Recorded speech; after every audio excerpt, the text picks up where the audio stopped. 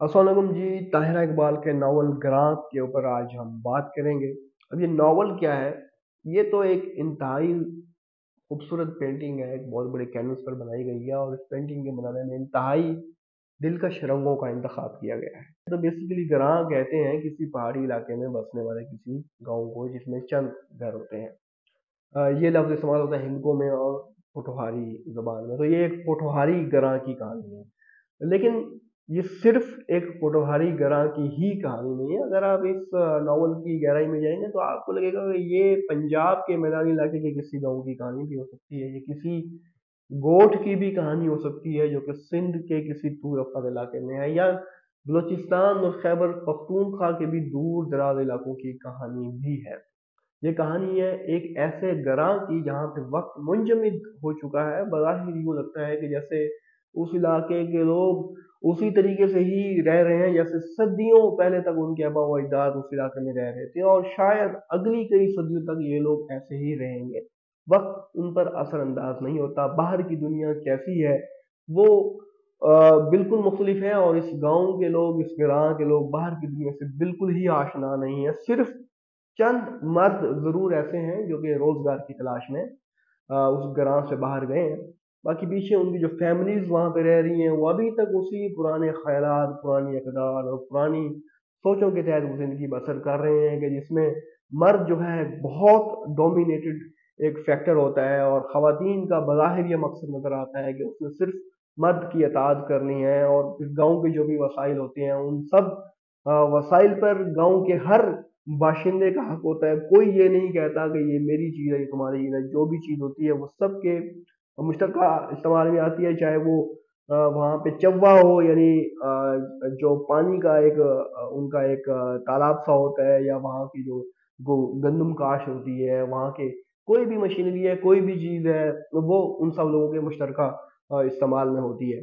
वहाँ की जो खवातीन होती हैं उनके लिए दो ही पसंदीदा मौजू होते हैं। एक तो होता है कि जी जो पुराना वक्त जो गुजर गया वो वक्त कैसा था, उस वक्त को याद करते रहना कि भाई वो तो बहुत खूबसूरत वक्त था, और अब तो हम तो बहुत ही जनाब खराब हालत में रह रहे हैं। पुराना वक्त जैसे लोगों की आदत होती है कि जी वो जो पिछला जमाना था वो बड़ा अच्छा था। दूसरा जो है वो सिर्फ अपने मर्दों की अतात, उनकी फरमाबरदारी के लिए पैदा होती हैं, और खुसूसन वो खवातीन जिनके शोहर जो है वो ग्रां से बाहर होते हैं, दूसरे शहरों में, दूसरे मुल्कों में होते हैं। वो 24 घंटे बस उनका इंतजार ही करती रहती हैं। वो हर लम्हे इसी कैफियत में होती है कि अभी शायद हमारा शोहर आ जाए, अभी हमारा शोहर आ जाए। वो हर गुजरती हुई ट्रेन से उतरने वाले मुसाफिरों को गौर से देखती हैं, वो उड़ते हुए जहाज़ों को गौर से देखती हैं, और सोचती हैं कि कब हमारा महबूब शोहर वापस इस बस्ती में आएगा। लेकिन वो महबूब शोहर जो कि शादी के चंद ही हफ्तों या एक दो महीने के बाद ही ग्रां छोड़ के दूसरे मुल्क के दूसरे शहर चला गया था, वो आने का नाम ही नहीं लेता।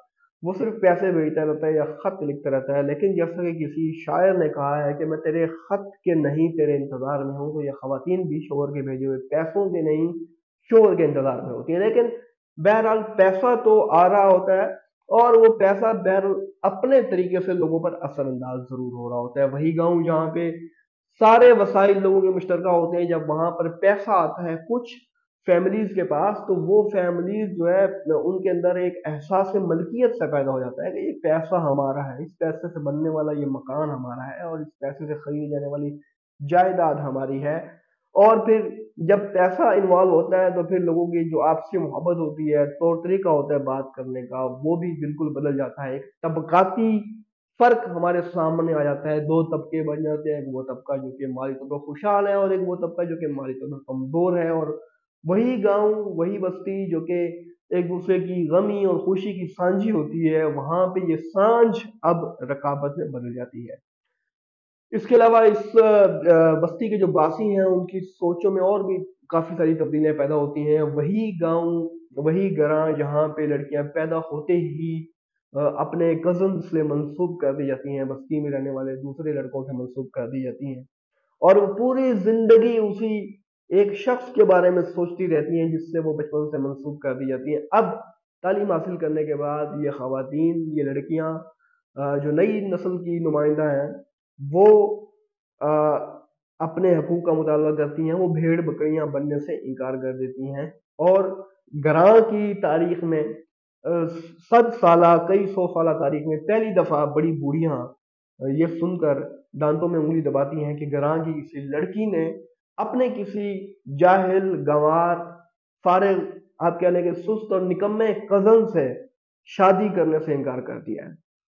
تو نہ صرف یہ کہ انکار کیا ہے بلکہ اس لڑکی نے گراں بھی چھوڑ دی ہے اور وہاں سے بھاگ گئی ہے. وہ بھاگ کے کہاں جاتی ہے یہ بھی ایک انٹرسٹنگ سٹوری ہے جس کے بارے میں آپ کو اس ناول آپ کو یہ ناول پڑھنا پڑے گا.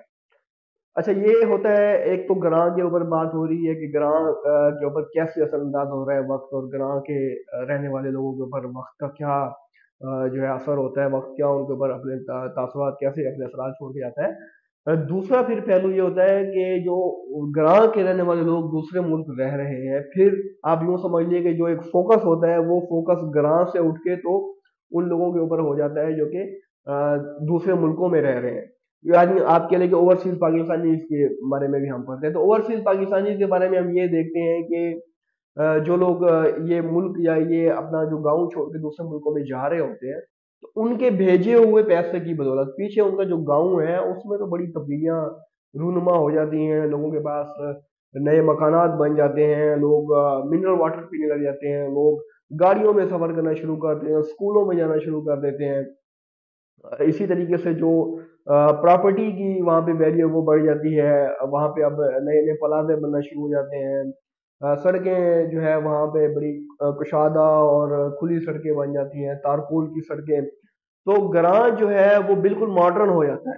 لیکن گراں کو چھوڑنے والے جو کہ بیرون ملک رہ رہے ہیں اور کئی دہائیوں سے بیرون ملک کسی یورپین ملک میں رہ رہے ہیں وہ ابھی تک اسی کیفیت میں رہ رہے ہیں جس کیفیت میں انہوں نے گراں کو چھوڑا تھا. ان کے ذہن میں ابھی بھی یہ ہے کہ شاید پیچھے ہمارے گاؤں میں وقت ویسے ہی منجمد ہے جیسے صدیوں تک منجمد رہا ہے, شاید ابھی تک وہی اقدار وہاں پہ رائج ہے, شاید ابھی تک لوگ ویسے ہی سوچتے ہیں اور ویسے ہی رہتے ہیں. لیکن ان کو یہ نہیں پتا کہ وہ جس معاشرے میں رہتے ہوئے بھی یعنی یورپ میں رہتے ہوئے بھی اس کا حصہ نہیں ہے. پیچھے پاکستان میں ان کا جو گراں ہے وہ اسی یورپ کو کاپی کر رہا ہے, اسی طریقے کے خوراک کو کھا رہا ہے, اسی طریقے کے رسوم و رواج, اسی طریقے کا لباس, رہن سہن اور جتنے بھی زندگی گزارنے کے طریقے ہیں وہ اسی یورپ کو کاپی کر رہا ہے, ان کا گراں کاپی کر رہا ہے.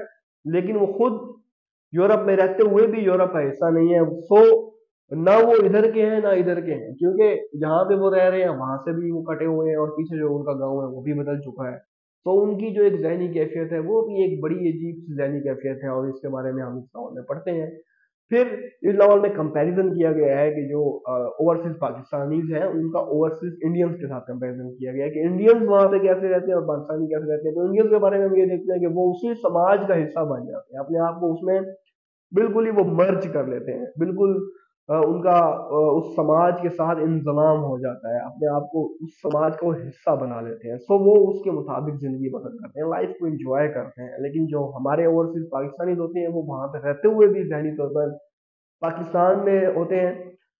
یہاں پہ ایک جو فیکٹ ہے وہ یہ بھی ہے کہ جو انڈینز ہوتے ہیں جو انڈیا کو چھوڑ کے جاتے ہیں تو ان کے پاس ڈوئل نیشنلٹی نہیں ہوتی.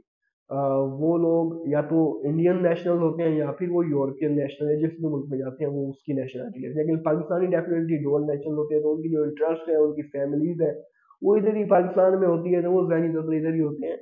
اس سماج کے ساتھ اس ملک کے ساتھ وہ ذہنی طور پر ہم آہنگ نہیں ہو سکتے. تو ایک کہانی چلتی ہے اور وہ جو ایک لڑکی جس نے بغاوت کی ہوتی ہے پھر کہانی اس کے گرد گھوم رہی ہوتی ہے کہ وہ بغاوت کرنے کے بعد گھر سے بھاگنے کے بعد کیسے اس کی زندگی گزرتی ہے اور پھر اس کی زندگی کے جو دلچسپ پہلو ہیں ڈفرینٹ فیزز ہے بغاوت کا اس کے اوپر کیا امپیکٹ ہوا, وہ اپنے باپ کے بارے میں جو سوچتی تھی, اپنی ماں کے بارے میں جو سوچتی تھی, تو ان چیزوں کا اس کے اوپر کیا امپیکٹ ہوا. یہ بہت ایک دلچسپ انداز میں یہ ساری نیریشن ہمیں کی گئی ہے. لیکن ناول کا اختتام جو کیا گیا ہے وہ بہت ہی زیادہ شاکنگ تھا, ایٹ لیسٹ فار می. میں یہ سوچ رہا تھا کہ اس کا جو انجام ہوگا وہ مختلف, میں نے ذہن میں سینیریوز بنائے ہوئے تھے کہ ایسے ایسے یہ ہوگا یہ ہوگا یہ ہوگا, لیکن بالکل ہی سرپرائزنگ تھا, بالکل شاکنگ تھا اور انبلیویبل تھا, ناقابل یقین تھا. ناول کی اگر میں بات کروں بہت خوبصورت ناول ہے, آپ ضرور یہ ناول پڑھیے, ریکمینڈڈ ناول ہے میری طرف سے. یہ میرے پاس جو ایڈیشن ہے یہ دوست پبلیکیشنز کا ایڈیشن ہے، لیکن یہ جو ایڈیشن ہے آج کل مارکیٹ میں نہیں ملتا۔ آپ نے اگر یہ ناول پڑھنا ہے تو آپ کو بک کارنر جہلم سے مل جائے گا۔ بک کارنر جہلم نے ریسنٹلی یہ ناول شائع کی ہے، اور میں حیران ہوں کہ ابھی تک اس ناول کو وہ مقبولیت اور وہ شہرت کیوں نہیں ملی جس کا کہ یہ ناول حق رکھتا ہے۔ Signing off, highly recommended.